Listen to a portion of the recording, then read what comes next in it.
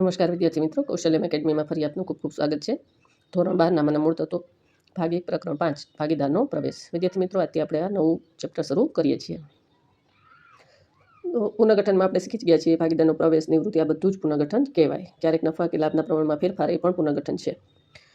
તો ભાગીદારનો પ્રવેશ એટલે શું? ચાલુ પેઢી જે હોય એમાં ઓલરેડી ભાગીદારો કામ કરતા હોય, એમાં કોઈ વધારાના ભાગીદારને પ્રવેશ આપવામાં આવે, વધારાની વ્યક્તિને ભાગીદાર તરીકે પ્રવેશ આપવામાં આવે, એને ભાગીદારનો પ્રવેશ કહેવાય. તો ભાગીદારનો પ્રવેશ એ ભાગીદારીનું એક પ્રકારનું પુનઃગઠન છે. તો આ પ્રકરણમાં આપણે ક્યાં ક્યાં મુદ્દા શીખશું? તો ભાગીદારને પ્રવેશ આપવાના કારણો, પ્રવેશની અસર, નવા ભાગીદારના પ્રવેશને કારણે ધ્યાનમાં લેવાની બાબતો, નફા નુકસાનની વહેંચણીમાં પ્રમાણમાં ફેરફાર, પાઘડીની હિસાબી અસરો, મિલકતો અને પુનઃમૂલ્યાંકન અને દેવાની પુનઃ આકારણીની હિસાબી અસરો, અનામતો અને એકત્રિત નફા નુકસાનની વહેંચણી અને મૂડી ખાતામાં ફેરફાર અને નવા પાકા સરવૈયાની રચના.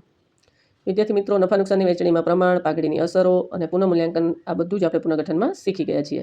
અનામતો અને એકત્રિત નફા નુકસાનની વહેંચણી આ મુદ્દો પણ આપણે પુનઃગઠનમાં શીખી ગયા છીએ. અહીંયા બધા જ મુદ્દા રિપીટ થશે. બરાબર છે? તો આપણે HSC બોર્ડની પરીક્ષામાં બ્લુપ્રિન્ટ મુજબ શું પૂછાવાનું છે તે એ જોઈ લઈએ. તો વિભાગ એમાં પ્રશ્ન ક્રમાંક 7 અને 8 જે MCQ પૂછાય છે વિભાગ એમાં 30, એમાં 7મો અને 8મો પ્રશ્ન છે એ આ ચેપ્ટરમાંથી પૂછાશે. એટલે 2 પ્રશ્ન પૂછાશે અને એનો 1 ગુણ હોય છે, એટલે 2 ગુણ. એવી જ રીતે વિદ્યાર્થી મિત્રો, વિભાગ ઈમાં પૂછાય છે 42મો પ્રશ્ન અને 43મો પ્રશ્ન.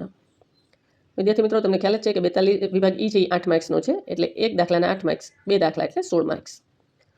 તો ટોટલ વેઇટેજ આપણે આ ચેપ્ટરનું જોઈએ તો 18 ગુણનું છે. બરાબર છે? ટોટલ વેઇટેજ 18 ગુણનું રહેશે. તો હવે આપણે આમાં જે બીજો મુદ્દો છે કે ભાગીદારને પ્રવેશ શા માટે આપવાનો હોય, એમ ભાગીદારના પ્રવેશના કારણો શા છે, તો એ કારણો આપણે જોઈ લઈએ અને પછી એને પ્રવેશ આપવાની જે રીત, એની જે અસર છે એમાં શું ફેરફાર થશે એ આપણે અસરકારકતા જોઈએ. પહેલાં ભાગીદારના પ્રવેશના કારણોમાં ધંધો વિકસાવવા ટેકનિકલ કુશળતા ધરાવતી વ્યક્તિને ભાગીદાર તરીકે લેવામાં આવે. ક્યારેક કોઈ ટેકનિકલ કુશળતા ધરાવતી વ્યક્તિ હોય તો એને બીજે જવાની પણ ઈચ્છા હોય, બીજે જોબ કરવાની પણ ઈચ્છા હોય, વધારે ફાયદો થતો હોય, તો એવી વ્યક્તિ વહી ન જાય આપણી પેઢી છોડીને, તો એને ભાગીદાર તરીકે દાખલ કરવામાં આવે. પછી છે ચાલુ ભાગીદારી પેઢીમાં વધુ મૂડીની જરૂરિયાત હોય, ક્યારે ભાગીદારી પેઢીમાં વધુ મૂડીની જરૂરિયાત હોય તો નવો ભાગીદાર દાખલ કરવામાં આવે.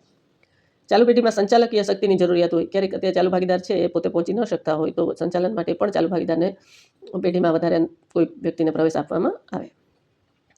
પછી જે ભાગીદારી પેઢીના ધંધાના જોખમોની વહેંચણી માટે અને કોઈ ભાગીદાર નિવૃત્ત થાય કે મૃત્યુ પામે, આમાંથી કોઈ પણ કારણ હોઈ શકે જેના કારણે નવા ભાગીદારને પ્રવેશ આપવામાં આવે. હવે એ પ્રવેશની અસર શું હોય? તો પહેલાં તો જે જૂની ભાગીદારી છે એનો અંત આવે અને નવી ભાગીદારી અસ્તિત્વમાં આવે. બરાબર વિદ્યાર્થી મિત્રો, આ ભાગીદારીનું વિસર્જન છે ભાગીદારી પેઢીનું ખાસ યાદ રાખજો.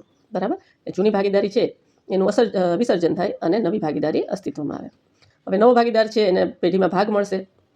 બરાબર, તો એ ભાગ મળશે, એના બદલામાં એ મૂડી લઈ આવે. બરાબર, મૂડી રોકડ સ્વરૂપે લઈ આવે અથવા કોઈ મિલકત સ્વરૂપે પણ લઈ આવી શકે. પછી જે મિલકતોને જવાબદારી છે ભાગીદારના પ્રવેશ પહેલાં, વિદ્યાર્થી મિત્રો ખાસ ખ્યાલમાં રાખજો, ભાગીદારના પ્રવેશ પહેલાં જે મિલકતોને જવાબદારી છે એનું પુનઃમૂલ્યાંકન કરવામાં આવે. પેઢીમાં જે કાંઈ એકત્રિત નફો અને એકત્રિત ખોટ છે એ બધા જ જૂના ભાગીદારો વચ્ચે જૂના પ્રમાણમાં વહેંચવામાં આવે. વિદ્યાર્થી મિત્રો, આ ખાસ ખ્યાલ રાખજો, જે પેઢીનો નફો છે, એકત્રિત નફો અને એકત્રિત ખોટ નવા ભાગીદારના પ્રવેશ પહેલાં એ તમામ વસ્તુ જૂના ભાગીદારોની છે, એટલે એનો નફો કે ખોટ એ જૂના ભાગીદારો વચ્ચે જૂના પ્રમાણમાં વહેંચવામાં આવે. પેઢીની પાઘડીનું પુનઃમૂલ્યાંકન કરવામાં આવે છે.